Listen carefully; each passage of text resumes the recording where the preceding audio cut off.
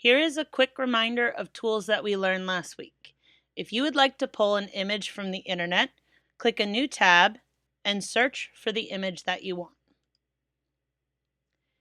If an image can be selected over here, you will get a higher quality photo, but some images you will have to take from the main menu. To copy an image, you can right-click and say Copy Image. And when you come back to Canva, you can either right-click and paste, or you can hit Control-V. Canva has the ability to remove background. It uses an AI tool to detect what it thinks is the background. It's not perfect, but it can work in some cases.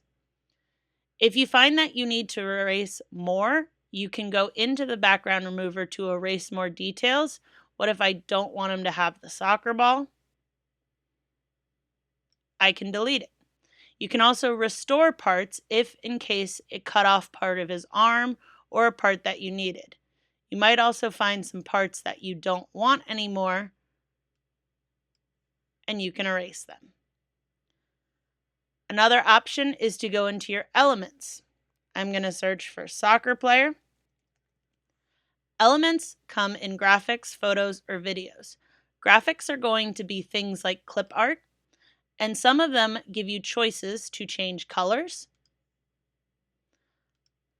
But if you want to stick with photos and you are stuck looking only at clip art, uncheck graphics and click photos.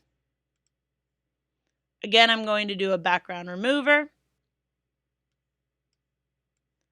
Photos can be edited to change color tones, to add filters, and it will give you a preview of the photo with the background. You can also change the color by doing adjustment. This will allow you to change color to make it look more natural, to make it look unnatural, or simply to change the brightness settings, the highlights, the shadows, or the sharpness. If you make changes that you don't like, you can always hit Control-Z. Or if you mean to go back, you can do a redo or Control-Y. I want to add some background grass. I'm going to go for a field of grass. And if I stretch the image across, it's going to have to widen because the image is getting cropped. One way that you can change this without cropping the image is to grab from a corner. That is stretching your picture. My soccer players are currently covered up because they are underneath. Two ways to do this: I can right-click, layer, and send backwards, or I can go into position and say, go to the back. If you have lots of layers, you can click on layers and you can arrange them as you wish.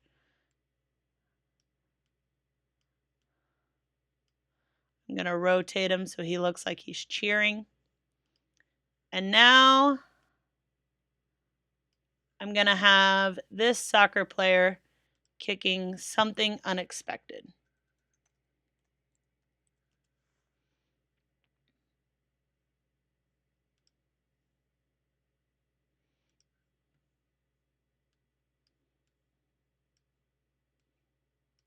You can play with layers and images to create any kind of collage that you wish, and you can put them anywhere you want.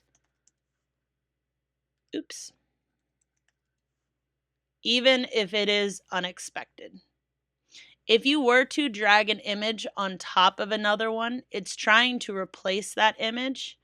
To bring an image in, if the images keep trying to replace, you can just double click and it will add in the image.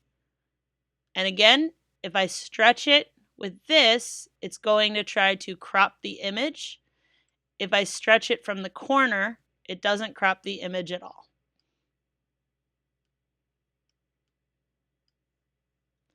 I'm going to go to position, send it backwards, below the grass, but if I want that soccer player to be on top of the grass, I can rearrange the layers. Or if you want to delete a layer, you can click it to delete it. Have fun making your collages. It takes time to learn some of these tools, and it takes practice.